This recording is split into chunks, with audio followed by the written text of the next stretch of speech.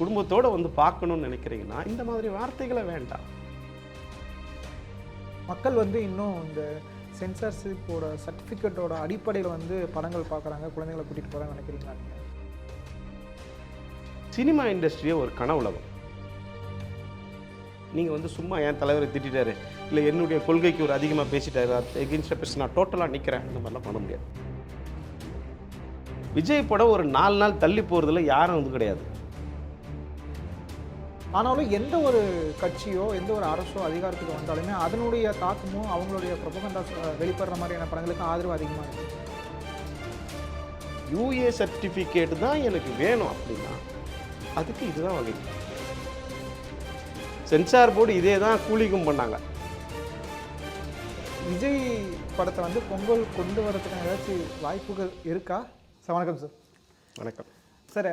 Kabilan sir censor board மெம்பராக எப்படி இருந்தார், எப்படி அதுக்குள்ளே என்ட்ரி ஆனார் ஒரு சாதாரண மனிதர்? இல்லை, நான் பேசிக்கலாக வந்து ஒரு ஐடியில் ஒரு ப்ராஜெக்ட் மேனேஜர், ஐடியில் கன்சல்டன்ட். ஓகே. ஒரு இதுதான் என்னுடைய ப்ரொஃபைலாக இருந்தது.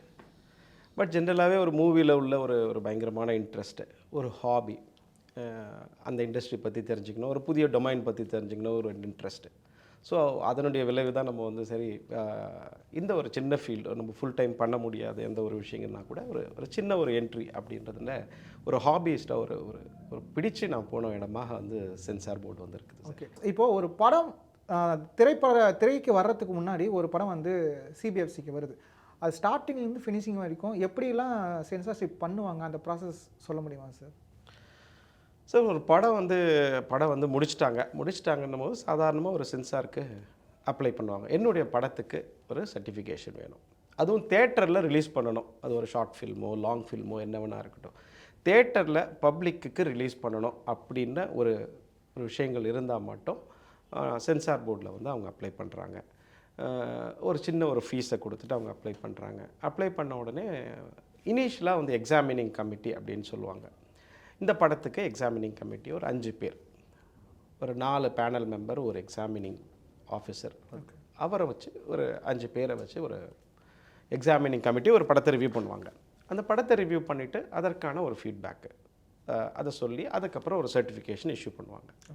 இல்லை அந்த சர்டிஃபிகேஷன் ரிஜெக்ட் ஆகிருக்கு, அப்படி சர்டிஃபிகேஷன் வந்து அந்த படத்தில் அவர் ஒத்துக்கலை, ப்ரொடியூசர் ஒத்துக்கலை அப்படின்னா ஒரு ரிவிஷன் கமிட்டிக்கு ஜென்ரலாக போவாங்க.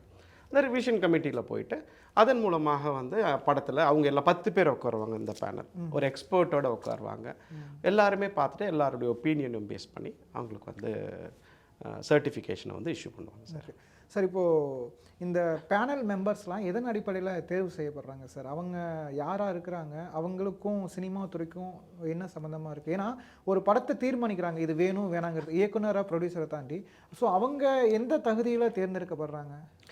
இல்லை, படத்தை ஒன்று நல்லா தெரிஞ்சுக்கோங்க. பேனல் மெம்பர்ஸ்க்கு பேனல் மெம்பர்ஸுங்கிறதே ஒரு பப்ளிக் தான். ஓகே. படத்தை பார்க்குறவங்க பப்ளிக் தான். பப்ளிக்கினுடைய மனநிலையில் படம் எப்படி இருக்கிறது, அதுதான் சென்சார் போர்டினுடைய நோக்கம். அவங்க எந்த ஒரு கவர்மெண்ட் போஸ்டிங்கோ அந்த மாதிரி எதுவுமே கிடையாது. எல்லாருமே நம்ம போல் உள்ள காமன் பப்ளிக் தான். ஸோ காமன் பப்ளிக்கில் ஜென்ரலாக பார்த்திங்கன்னா ஒரு 2 இப்போ நம்ம படத்தை பற்றி பேசுகிறோம் அப்படின்னா 2 பெண்கள் இருப்பாங்க, 2 ஃபீமேல் இருப்பாங்க, 2 மேல் இருக்கணும். ஒரு எக்ஸாமினிங் ஆஃபீஸர், அவர் கவர்மெண்ட்டுடைய எக்ஸாமினிங் ஆஃபீஸராக அவர் இருப்பார் சார். ஸோ வந்து காமன் பப்ளிக் தான் அப்படின்றத தவிர அவங்களுக்கு ஸ்பெஷலாக குவாலிஃபிகேஷன்லாம் எதுவுமே இல்லை. பெரிய சினிமா நாலேஜ் உள்ளவங்க தான் பேனலிஸ்ட்டாக இருக்கணும்னு அவசியம் இல்லை. பிகாஸ் அது நீட் இல்லை. நம்ம சாதாரண ஜனங்க ஒரு படத்தை பார்க்குறாங்க, குழந்தைங்க படத்தை பார்க்குது, சின்ன சின்ன பசங்க பார்க்குறாங்க, எல்லா சமுதாயத்தை சேர்ந்தவங்களும் ஒரு படத்தை பார்க்குறாங்கன்னா அந்த படம் அவனுக்கு என்ன மாதிரியான தாக்கத்தை ஏற்படுத்துது, அவனுடைய மைண்டில் ஏதாவது நெகட்டிவாக ஏற்படுத்துதா, இப்படிப்பட்ட விஷயங்களை தெரிஞ்சுக்கிறதுக்காக தான் கவர்மெண்ட் என்ன பண்ணுறாங்கன்னா பேனலில் காமன் பப்ளிக்கை வந்து பேனலில் வச்சுருக்கிறாங்க. ஓகே.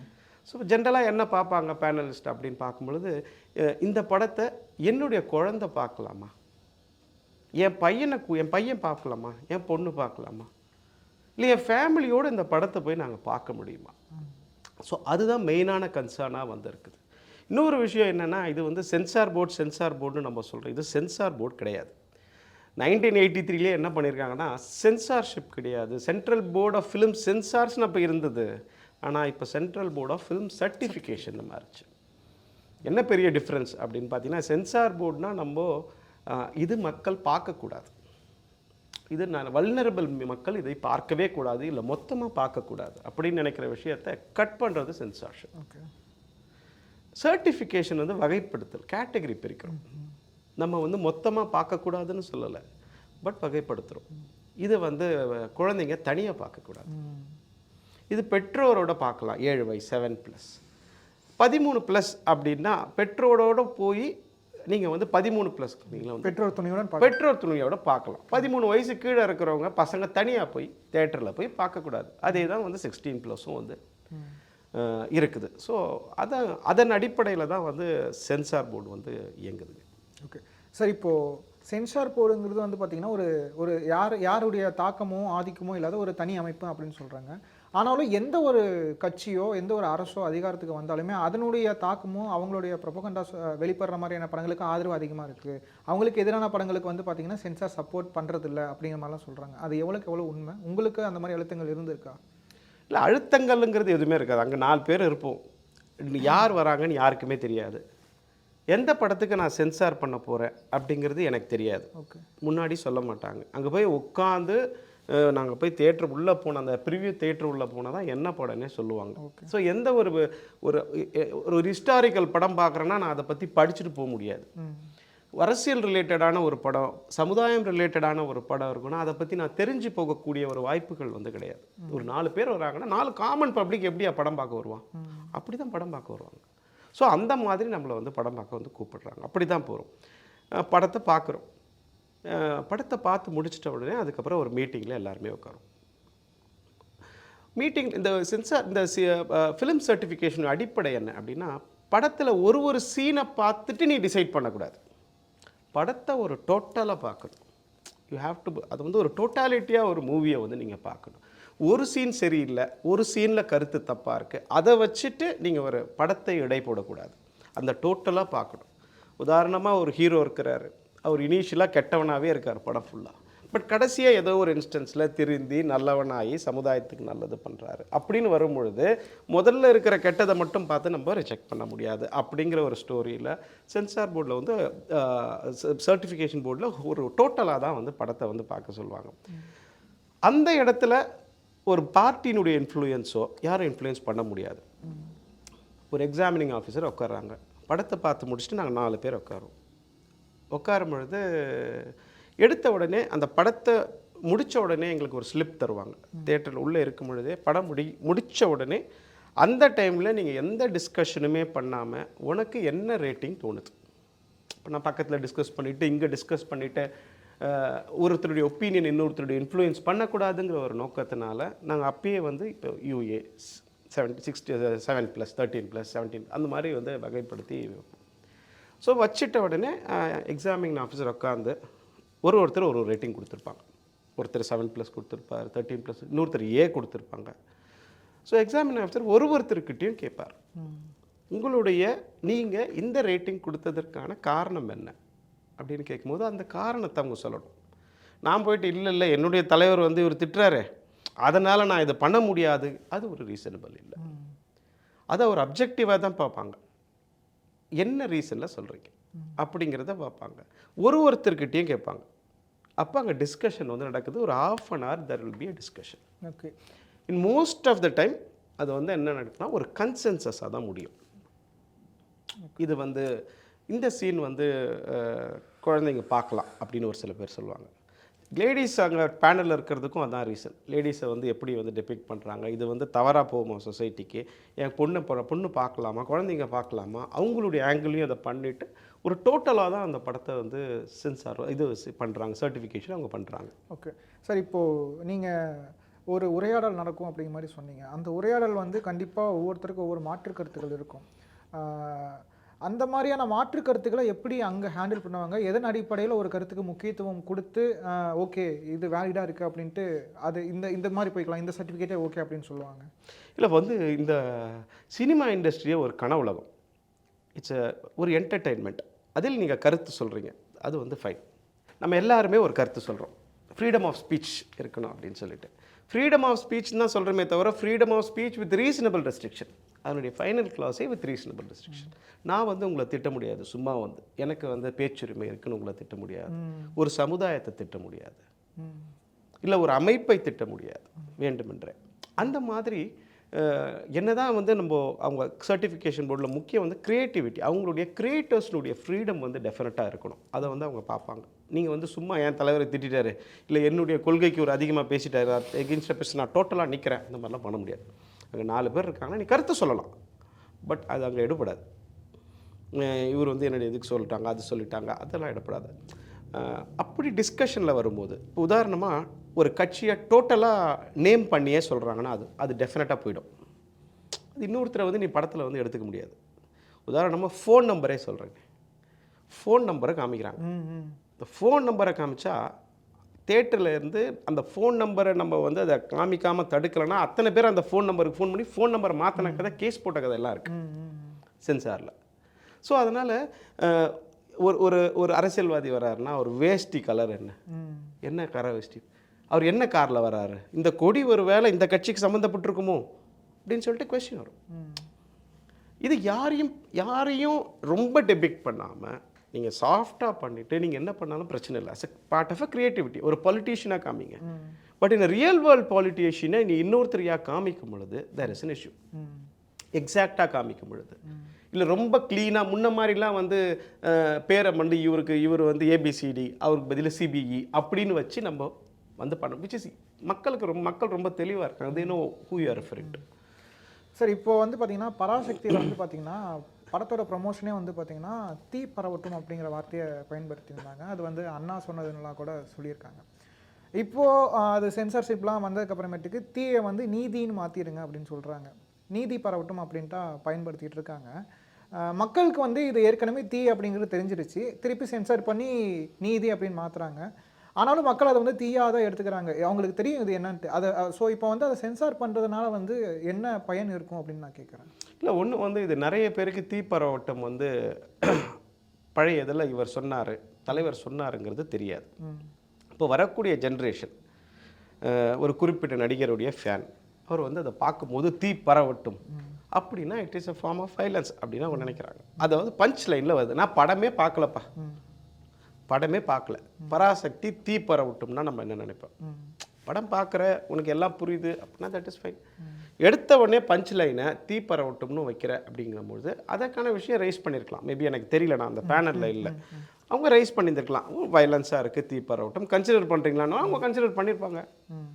ஸோ அதெல்லாம் வந்து ஒரு மியூச்சுவல் டிஸ்கஷன் தான். இப்போ நாங்கள் இதில் இருக்கோம்னா ஒரு சில விஷயத்தை டைரக்டர் ஒத்துக்க மாட்டார், டைரக்டர் ஒத்துக்கவே இல்லை. ஒரு சில சமயத்தில் ஒரு சில தவறான வேர்டிங்ஸ் இருந்தால் கூட இந்த சுச்சுவேஷனில் இந்த ஒரு மற்ற எல்லா இடத்துலையும் அந்த வேர்டுக்கு மியூட் போடுங்க, இந்த ஒரு சுச்சுவேஷன் எனக்கு இந்த வேர்டு வேணும் அப்படின்னு கேட்டு அவங்க வந்து வாங்கிட்டு போனவங்களும் உண்டு. பிகாஸ் அதனுடைய டோட்டல் சுச்சுவேஷனை பார்க்கும்போது நமக்கு மேபி அது வந்து ஒரு ஜெனுவினான கேஸாக தோணும். இப்போ நம்ம ஒரு விஷயத்தை டைரக்டர்கிட்ட ரைஸ் பண்ணுறோம் பொலிட்டிக்கலாக, அதை ஒரு இன்டென்ஷனலாக பண்ணுறாங்களா? கொஸ்டின் அதை மாதிரி இருக்காது. பட் இந்த பேனலில் இருந்து வருது பார்த்தீங்களா கொஸ்டின்ஸு, நாங்கள் டைரெக்டாக கொஸ்டின் பண்ண முடியாது. இந்த பேனலில் வர கொஸ்டின்ஸை வச்சு எக்ஸாமினிங் ஆஃபீஸர் இவங்க கிட்ட இருக்கிற எல்லா கேள்விகளையுமே வந்து அவர் மட்டும்தான் பேசுவார். பேனல் மெம்பர்ஸ்லாம் போயிட்டு எல்லா டைரக்டர்கிட்டையும் நீ இந்த சீனை தூக்கணும் அந்த சீன் அதெல்லாம் கிடையவே கிடையாது. ரொம்ப க்ளீன் ஆஃபீஸ் ஒர்க்கு, இந்த ஆஃபீஸ் மாதிரி இருக்கும் அந்த மீட்டிங்கு. யாருமே பேசவே மாட்டாங்க, அவர் மட்டும்தான் பேசுவார். இது எல்லாத்தையுமே வாங்கிட்டு ½ அன் ஹவர் முடிச்சுட்டு அதுக்கப்புறம் அவங்கள ப்ரொடியூசர் டைரக்டர் கூப்பிட்டு வச்சு இந்தந்த விஷயம்லாம் வந்து சொல்கிறாங்க. உதாரணம் அனிமல்ஸ் வந்து இது பண்ணியிருக்குன்னா அனிமல் வெல்ஃபேர் போர்டுக்கிட்ட NOC வாங்கிட்டீங்களா, சர்டிஃபிகேட் ப்ரொடியூஸ் பண்ணியிருக்கீங்களா, ஸ்மோக்கிங் அண்ட் இதுக்கு வந்து ஒரு சில இடத்துலலாம் அந்த இது தெரியுது, பிராண்டு லிக்கர் பிராண்டு தெரியுது. இந்த மாதிரியான விஷயங்கள்லேருந்து சீன் பை சீனாக வந்து சொல்லுவாங்க. இதெல்லாம் வந்து அப்ஜெக்ஷனபிளாக இருக்குது. இல்லை நீங்கள் கிளாரிஃபிகேஷன் என்ன கொடுங்க, நாங்கள் தப்பாக பண்ணியிருக்கோம்னா கிளாரிஃபிகேஷன் அவங்க கொடுத்தாங்கன்னா தென் அதை எடுத்துடுறாங்க. ஸோ அப்படியும் இருக்குது. சார் ஒரு படத்தை வந்து சென்சார் பண்ணுறதுக்கு சர்டிஃபிகேஷன் ப்ராசஸ்க்கு எவ்வளோ நாட்கள் சார் ஆகும்?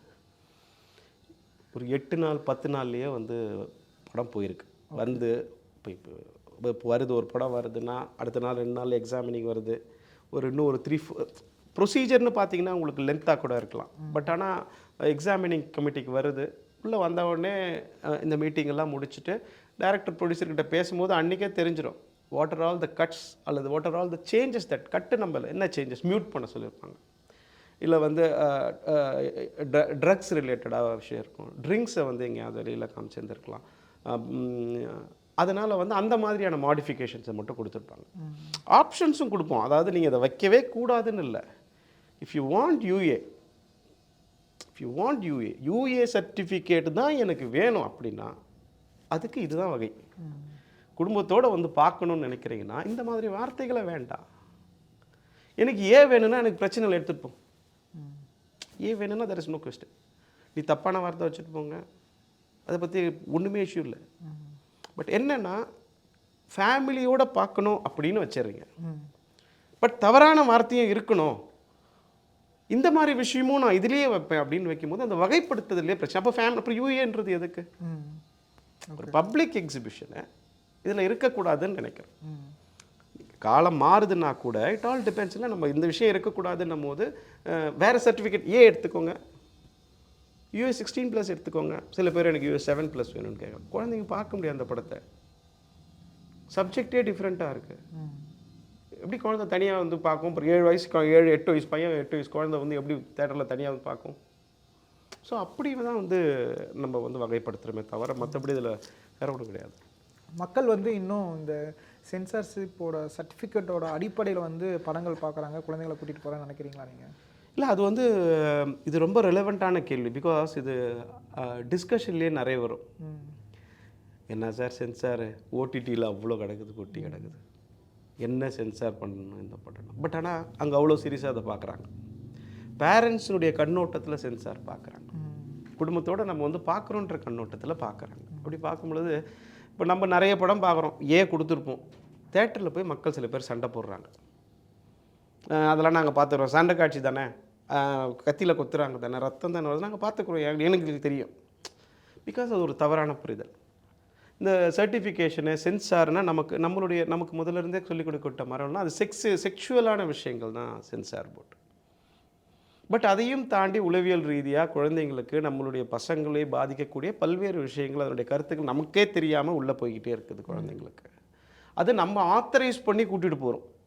ஒரு 1000 பேர் 700 800 பேர் தேட்டரில் போய் பார்க்குறோம் அப்படிங்கிற போது நம்ம ஆத்தரைஸ் பண்ணி நம்ம குழந்தைங்களை கூட்டிகிட்டு போகிறோன்னு இருக்கும்பொழுது அந்த கண்டென்ட் வந்து அவங்க பார்க்குறதுக்கு ஏற்ற மாதிரி, அவங்க வயசுக்கு ஏற்ற மாதிரி, அவங்க சமுதாயத்துக்கு ஏற்ற மாதிரி நீட்டாக இருக்கா, ப்ளஸ் ப்ரெசன்டபுளாக இருக்கா, என்ஜாயபுளாக இருக்கா, இந்த தப்பாக இல்லாமல் இருக்கா, அவ்வளோதான் நோக்கம்.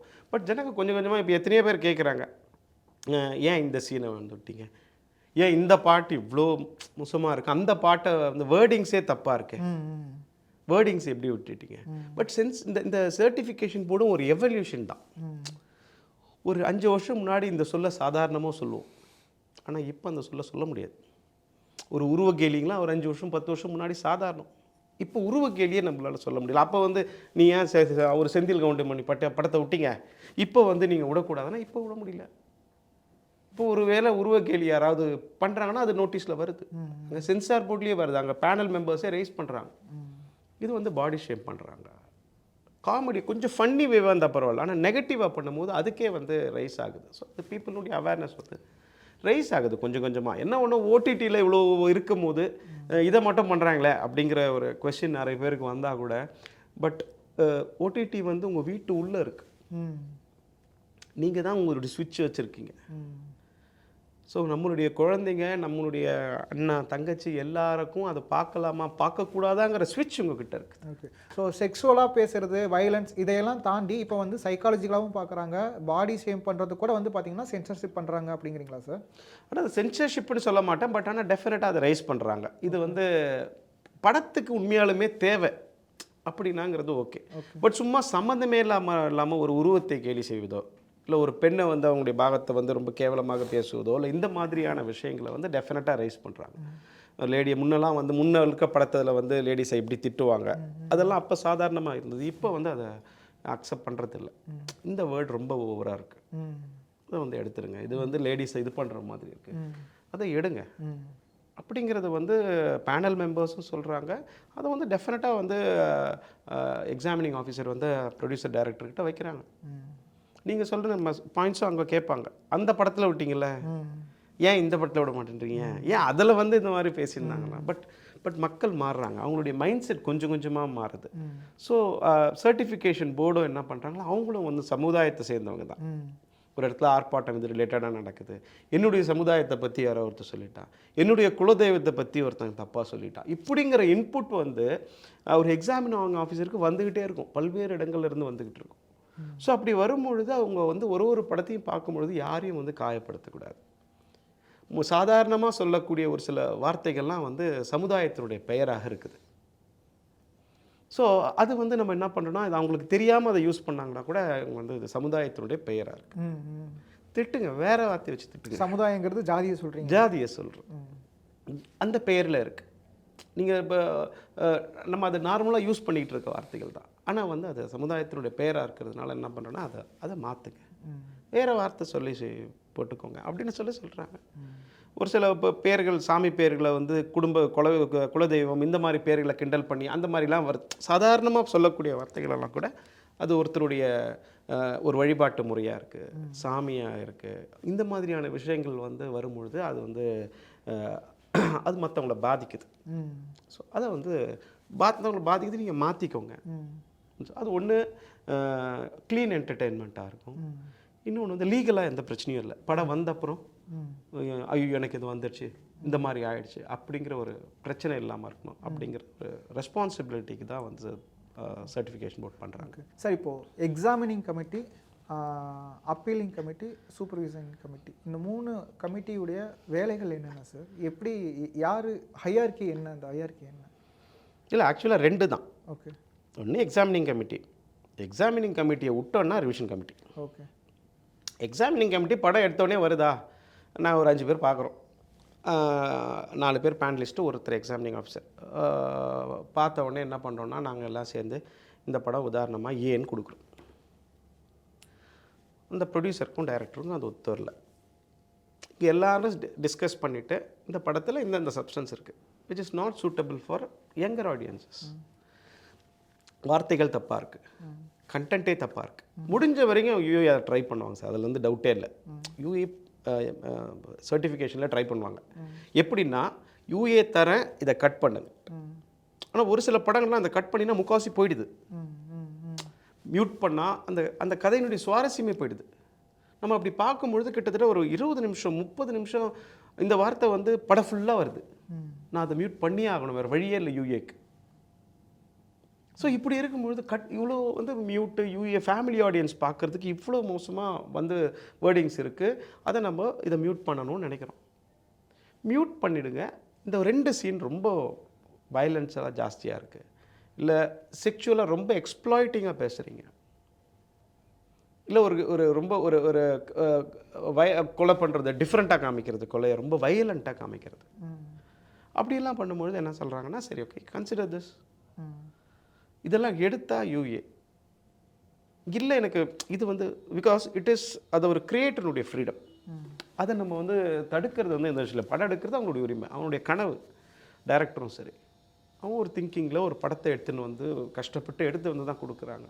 பட் சர்டிஃபிகேஷன் பண்ணும்போது இப்படி வரும்பொழுது உனக்கு அது தேவைன்னா நீங்கள் ஏ வச்சுக்கணும். பட் அன்ஃபார்ச்சுனேட்லி என்ன ஆகுதுன்னா, நமக்கு வந்து ஏ அப்படின்னு போகும்போது உனக்கு ஆடியன்ஸ் வந்து இஷ்யூ ஆகுது.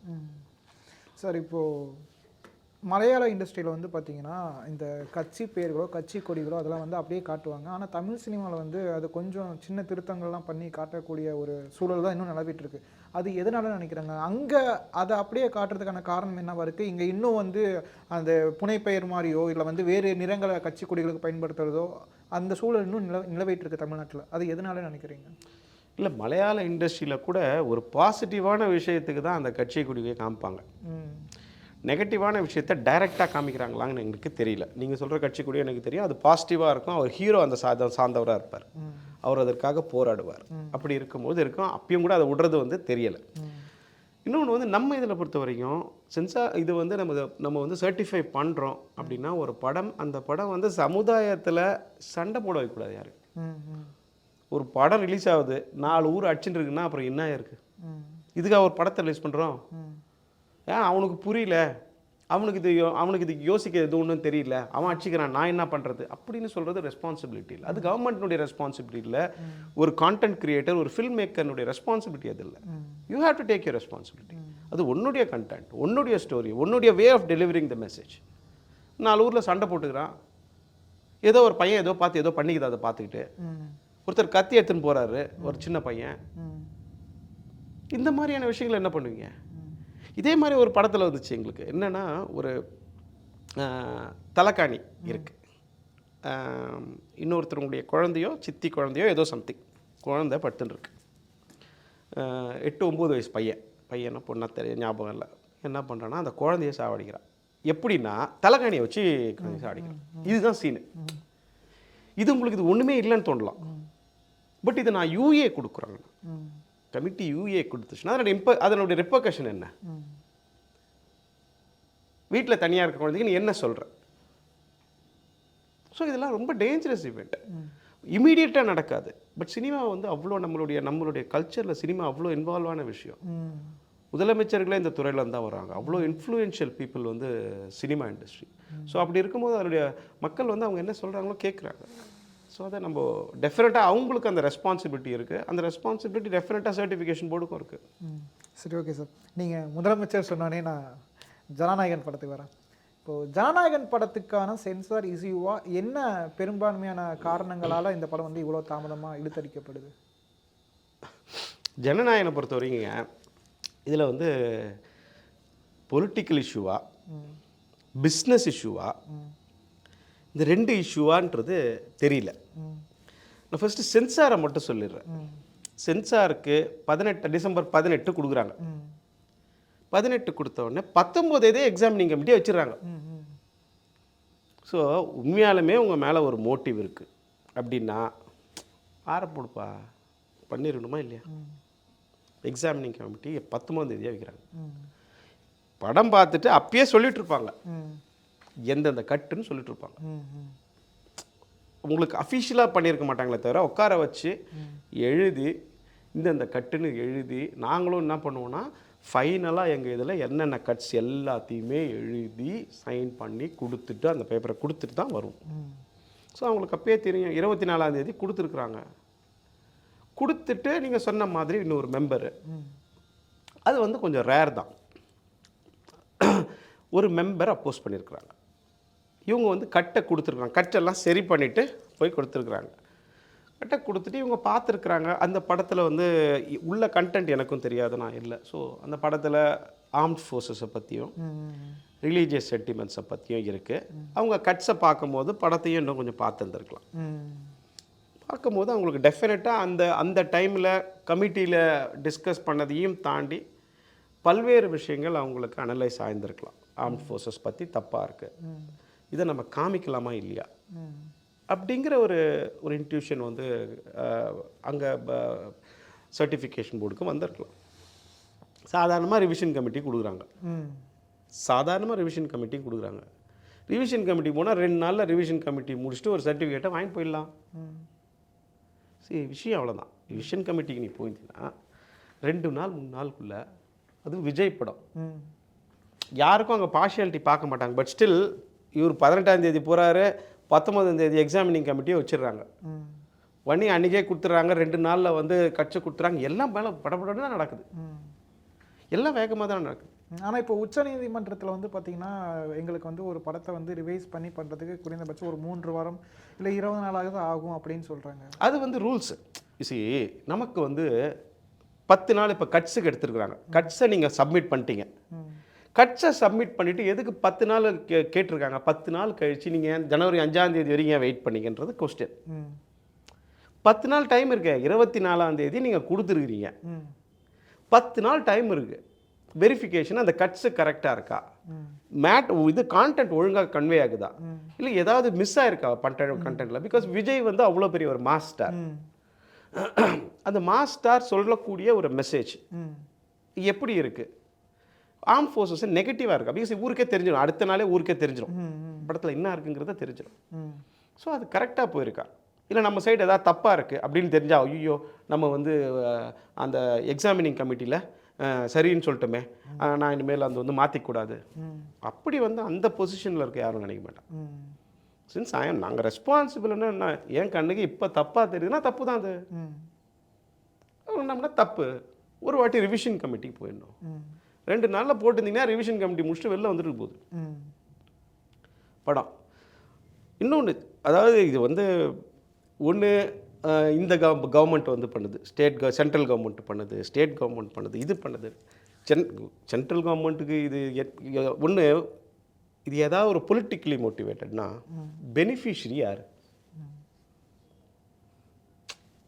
ஒரு விஜய் படத்தை நிறுத்துகிறாங்க உங்கள் கணக்குப்படி, இல்லை இங்கே இருக்கிற ஊடகத்தினுடைய கணக்குப்படி. ம் சென்ட்ரல் கவர்மெண்ட் விஜய் படத்தை நிறுத்துகிறாங்க. ம் என்ன பெனிஃபிட்? அவரை கூட்டணிக்கு வச்சுக்கலாம். கூட்டணிக்கு வைக்கிறதுக்கு ஏன்பா விஜய்க்கு ஒரு இந்த ஒரு படம் ஒரு 4 நாள் கழிச்சு வர்றனோடனே விஜய் வந்து என்டிஏ கூட்டணியில் போய் சேர்ந்துருவாரா?